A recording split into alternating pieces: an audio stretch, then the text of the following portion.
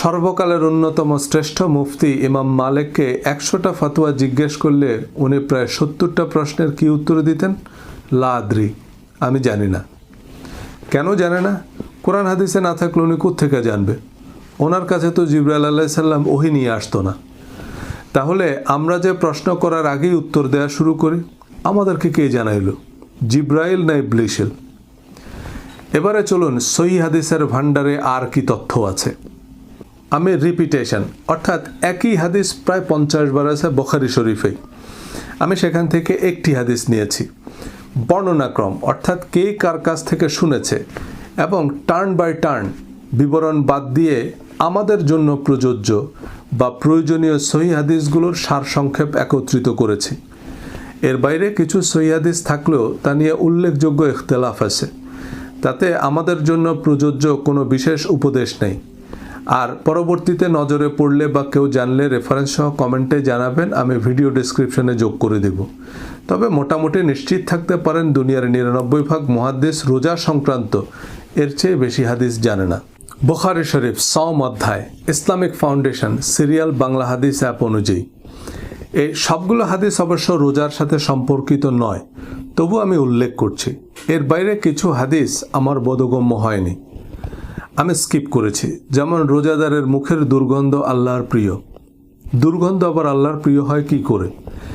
আর এই হাদিসের শিক্ষা কি? দাঁত নামে যে মুখে দুর্গন্ধ বানাবো? যাই হোক, চলুন জেনে নেওয়া যাক হাদিসের মহাপণ্ডিতদের কাছে হাদিস শাস্ত্রের কি কি মারণাস্ত্র আছে। 1773 সিয়াম ঢালস্বরূপ, সুতরাং অশ্লীলতা করবে না এবং মূর্খের মতো কাজ করবে না। 1781 রমজানের প্রতি রাতেই জিবরাইল আলাইহিস সালাম নবীজির সাথে একবার সাক্ষাৎ করতেন এবং নবী সাল্লাল্লাহু আলাইহি সাল্লাম তাকে কোরআন শোনাতেন। 1782 যে ব্যক্তি মিথ্যা বলা ও সে অনুযায়ী আমল বর্জন করেনি, তার এ পানাহার পরিত্যাগ করায় আল্লাহর কোনো প্রয়োজন নেই। 1783 সিয়াম আল্লাহর জন্য, তিনিই এর প্রতিদান দিবেন। 1784 যে ব্যক্তির সামর্থ্য আছে সে যেন বিবাহ করে নেয়, আর যার সামর্থ্য নাই সে যেন সাওম পালন করে। সাওম তার প্রবৃত্তিকে দমন করে। এটা বিবাহ অধ্যায়ের হাদিস, তবে রোজা শব্দটি থাকার কারণে এই অধ্যায়েও আছে। 1785 চাঁদ না দেখে তোমরা সাওম পালন করবে না এবং চাঁদ না দেখে ইফতার করবে না। যদি মেঘাচ্ছন্ন থাকে তাহলে তার সময় 30 দিন পরিমাণ পূর্ণ করবে। যাদের ধারণা পৃথিবীর বিভিন্ন বড় বড় শহরে সাহরি ও ইফতারের সময়সূচি বা ইফতারের বাহারি রেসিপি মনে হয় হাদিসে আছে, এই আছে হাদিসে। কারণ হাদিস একটা নির্দিষ্ট সময়ে, নির্দিষ্ট অঞ্চলে, নির্দিষ্ট বাস্তবতায়, নির্দিষ্ট ব্যক্তি বা গোষ্ঠীর জন্য নবীজির উপদেশ, আর কোরআন সার্বজনীন। 1793 তোমরা কেউ রমজানের একদিন কিংবা 2 দিন আগে থেকে সাওম শুরু করবে না। 1800 নবী সাল্লাল্লাহু আলাইহি সাল্লাম তার অনুকরণে এক নাগাড়ে সাওম পালনে সাহাবীদের নিষেধ করলেন। আমি তো তোমাদের মতো নই, আমাকে খাওয়ানো হয়, পানও করানো হয়। এটা রমজানের বাইরে টানা রোজা রাখার কথা বলা হয়েছে। 1801 তোমরা সাহারি খাও, কেননা সাহারিতে বরকত আছে। 1812 এটা খুব ইন্টারেস্টিং একটা হাদিস। এক লোক রোজা অবস্থায় স্ত্রীকে মহব্বত করতে গিয়ে রোজায় ভেঙে ফেলছে। রাসূল সাল্লাল্লাহু আলাইহি সাল্লাম বললেন, একটা কৃতদাস আজাদ করতে পারবে? সে বলল না। তিনি বললেন, এক নাগাড়ে 2 মাস সাওম পালন করতে পারবে? সে বলল না। এরপর তিনি বললেন, 60 জন মিসকিনকে খাওয়াতে পারবে কি? সে বলল না। নবীজি সাল্লাল্লাহু আলাইহি সাল্লাম তাকে এক ঝুড়ি খেজুর দিয়ে বললেন, এগুলো গরিবদের মধ্যে দান করে দাও। ওই লোক বলল, আমার থেকে গরিব এই শহরে আর কেউ নাই। নবীজি সাল্লাল্লাহু আলাইহি সাল্লাম হেসে দিয়ে বললেন, আচ্ছা ঠিক আছে, যাও তুমিই খাও, তোমার পরিবারকেও খাওয়াও। তার মানে আপনার সামর্থ্য অনুযায়ী যতটুকু পারেন ততটুকু করবেন। 1822 সফরে সাওম পালনে কোনো নেকি নাই। 1828 সাওম এর কাজা জিম্মায় রেখে যদি কোনো ব্যক্তি মারা যায় তাহলে তার অভিভাবক তার পক্ষ থেকে সাওম আদায় করবে। 1833 লোকেরা যতদিন যাবৎ সময় হওয়া মাত্র ইফতার করবে ততদিন তারা কল্যাণের উপর থাকবে। 1867 নবীজি সাল্লাল্লাহু আলাইহি সাল্লাম 2 ঈদের দিনে সাওম পালন করতে নিষেধ করেছেন। 1879 আশুরের দিনকে ইহুদিগণ ঈদ মনে করত এবং সাওম পালন করত। নবীজি সাল্লাল্লাহু আলাইহি সাল্লাম বললেন, তোমরাও এদিনে সাওম পালন করো। লাইলাতুল কদরের তারিখ নবীজি সাল্লাল্লাহু আলাইহি সাল্লামকে স্বপ্নযোগে জানিয়েছিল, কিন্তু তিনি তা ভুলে গিয়েছেন এবং বিজোড় রাতে খোঁজ করতে বললেন। এমন হাদিস অন্যান্য অধ্যায়ে মিলিয়ে 20-25 বার আছে বুখারী শরীফেই। হাদিসের নম্বর আমিও ভুলে গিয়েছি। এই হচ্ছে বুখারী শরীফের সাওম অধ্যায়ের হাদিস। এবারে বুখারী শরীফের বাইরে মুসলিম শরীফ থেকে মুসান্নাফে আব্দুর রাজ্জাক পর্যন্ত রমজানের রোজা সংক্রান্ত আর যত সহিহ হাদিস আছে তার সারসংক্ষেপ বলি। ইমাম বুখারী অবশ্যই হাদিসগুলো সহিহ মনে করেননি। মিশকাত সিরিয়াল নম্বর বাংলা হাদিস অ্যাপ অনুযায়ী। আমাদের ও আহলে কিতাবদের মধ্যে পার্থক্য হলো সাহারির, মানে তারা সাহারি খায় না। 1987, যে ব্যক্তি ফজরের আগে সাওমের নিয়ত করবে না তার সাওম হবে না। তিরমিজি, আবু দাউদ, নাসাই, দারেমি।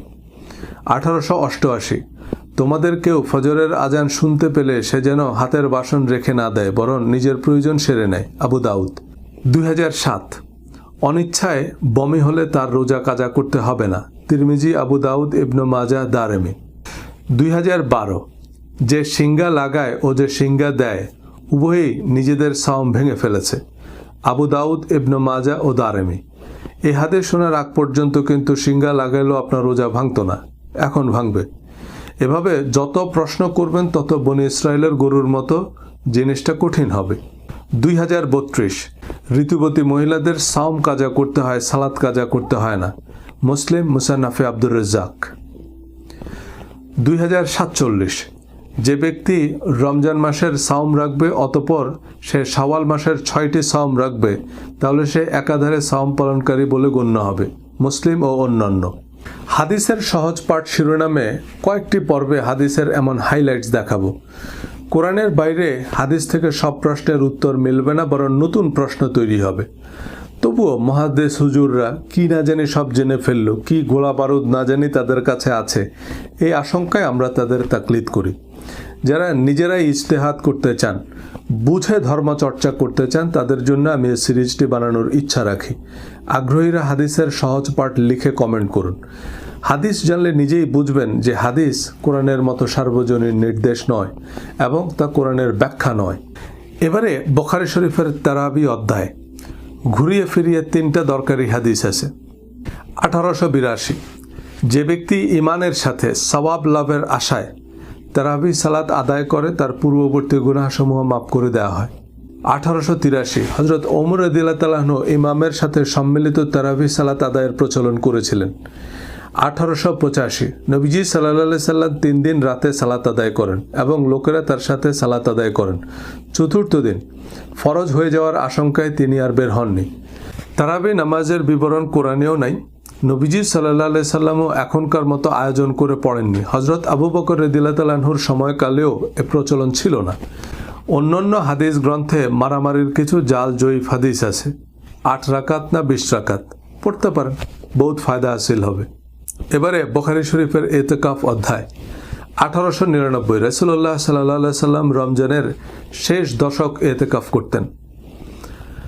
1902, নবীজি সাল্লাল্লাহু আলাইহি সাল্লাম যখন ইতিকাফে থাকতেন তখন প্রাকৃতিক প্রয়োজন ছাড়া ঘরে প্রবেশ করতেন না। 1904, ওমর রাদিয়াল্লাহু তাআলা আনহু জাহিলিয়ার যুগে মসজিদে হারামে 1 রাত ইতিকাফ করার মানত করেছিলেন। নবীজি সাল্লাল্লাহু আলাইহি সাল্লাম বললেন, তোমার মানত পুরা করো। তার মানে জাহিলি যুগেও লোকেরা ইতিকাফ করত। 1916, ইন্তেকালের বছর নবীজি সাল্লাল্লাহু আলাইহি সাল্লাম 20 দিনের ইতিকাফ করেছিলেন। যারা এতক্ষণ ধৈর্য ধরে সাথে ছিলেন তাদের জন্য বোনাস হিসাবে 2 ঈদ অধ্যায়ের হাইলাইটস। 903, আজকের এই দিনে আমরা প্রথমে সালাত আদায় করব, এরপর কোরবানি করব। 906, সালাতের আগে যে জবে করবে তাকে আবার জবে বা কোরবানি করতে হবে। এই হাদিস অন্তত 20 বার আছে বুখারী শরীফে।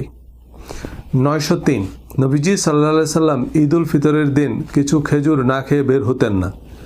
বিজোড় সংখ্যক খেজুর খেতেন বলে বর্ণনা আছে। তিনি হয়তো গুনে খাননি, আরেকটা কম বেশি খাইলে হাদিসটা হতো তিনি জোর সংখ্যক খেজুর খেয়েছেন। 908 ঈদগাহে নবীজি সাল্লাল্লাহু আলাইহি সাল্লাম সালাত শেষ করে তিনি লোকেদের নসিহত করতেন, উপদেশ দিতেন এবং নির্দেশ দান করতেন। সালাতের আগে বক্তৃতা করা সুন্নাহ বিরোধী।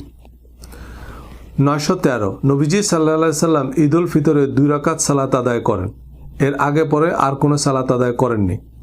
918 জিলহজ মাসের প্রথম 10 দিনের আমল অন্যান্য দিনের আমলের তুলনায় উত্তম। এই আমল দ্বারা হজ ওমরা উদ্দেশ্য হতে পারে। 923 ঈদগাহে ঋতুবতী মহিলারা আলাদা থাকতেন। 924 খুতবা শেষে মহিলাগণের কাছে গিয়ে নবীজি সাল্লাল্লাহু আলাইহি সাল্লাম তাদের উপদেশ দিতেন, তাদের নসিহত করতেন এবং তাদের সদকা দানের নির্দেশ দিতেন। 925 নবীজি সাল্লাল্লাহু আলাইহি সাল্লাম ঈদুল আজহার দিনে বাকি কবরস্থানে গমন করেন, তারপর তিনি 2 রাকাত সালাত আদায় করেন। That's it. এই হাদিসগুলো ছাড়া ইসলাম ধর্ম অচল।